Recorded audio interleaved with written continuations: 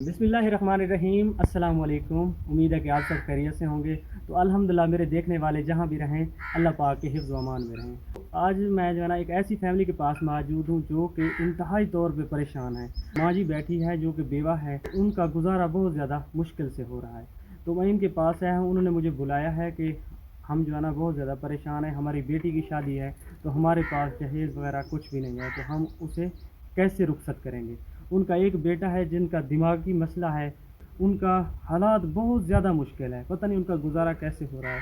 तो आइए चल के मैं उनसे बात कर रहा हूँ। जो माँ जी बैठी है, उनकी बेटी है, हमारी बहन बैठी है और उनके बेटे बैठे हैं। इनका एक छोटा सा बच्चा है। तो देखते हैं इनका कैसे गुजर बसर हो रहा है, कैसे गुजारा कर रहे हैं इस महंगाई के दौर में। वालेकुम। वालेकुम अम्मा जी क्या हाल है, ठीक हो? ठीक है पुत्र।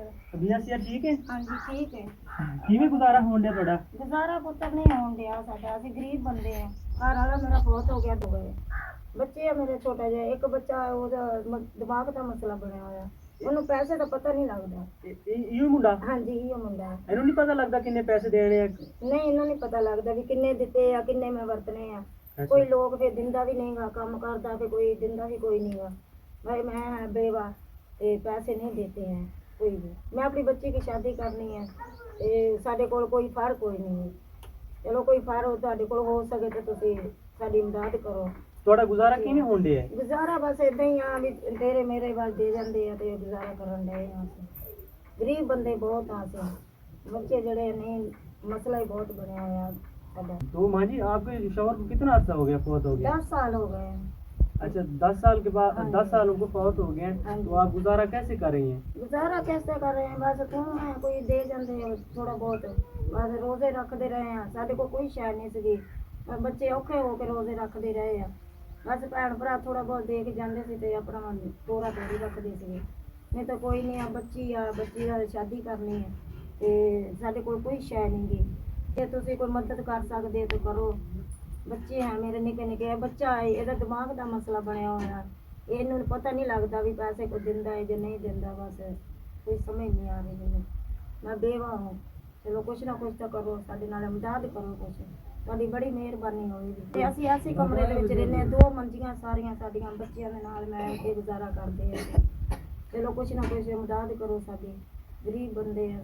तो नाजरीन ये माँ जी का हाँ जी। कहना है कि यही कमरा है हमारे पास, 2 जो है ना 4 पाई हैं, इसमें हम 4 बंदे रह रहे हैं। बहुत ज़्यादा हमारा मुश्किल से गुजारा हो रहा है। आप सबसे गुजारिश की जाती है, ये वो लोग हैं जो ज़कात के हक़ रखते हैं। ये हमारे गांव का एक बैकवर्ड एरिया है, यहाँ पे लोग बहुत ज़्यादा परेशान हैं। इनके पास पानी का मसला है, इनके पास ऐसी कोई सहूलत नहीं है ये कुछ गुजारा करें। ये शहर से काफ़ी दूर है, यहाँ पे गरीब लोगों का रहना मुश्किल है। आप देख लें कि इस महंगाई के दौर में ये बेचारे कैसे गुजारा करें, क्या चीज़ लें, घी लें, चीनी लें, क्या लें, कैसे गुजारा होता है। ये मेरे भाई बैठे हैं, इनका दिमाग का मसला है, इनके पास इतने पैसे नहीं हैं कि इनकी जो है ना ये दवाई ले सकें। अल्लाह पाक आसानियाँ करें इनके लिए।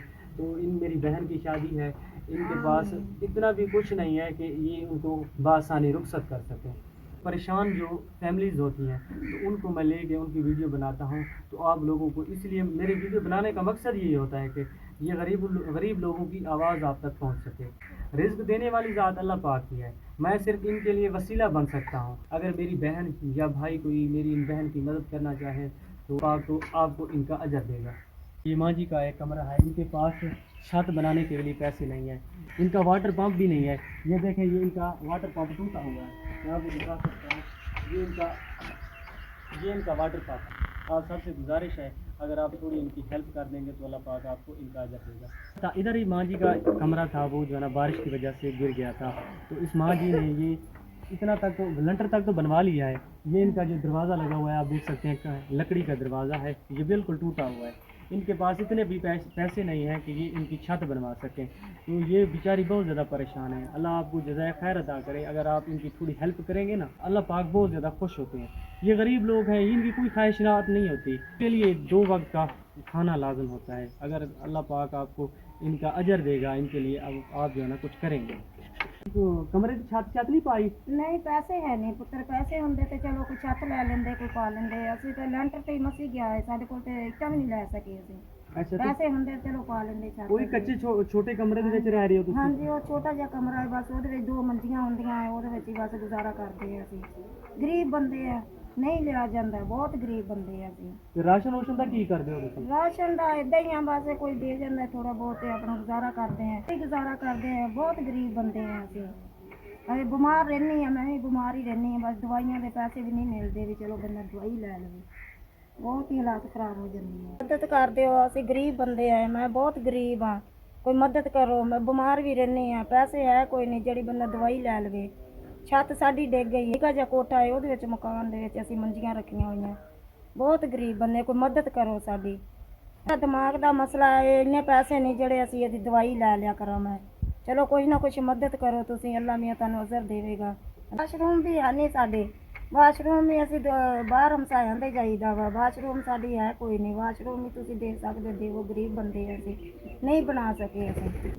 बेटा है, मेरी बेटी है, कहाँ जाऊँ लैके इसको, ये नहीं असी बाहर जा सकते, बेटी ने मैं जवान नूं कित्थे भेजा, चलो हम सारे सीगे उत्थे जाते रहे हैं, कोई नहीं जान देता सानू, गरीब बहुत है, पैसे नहीं है कोल जेड़े असी बना लीए।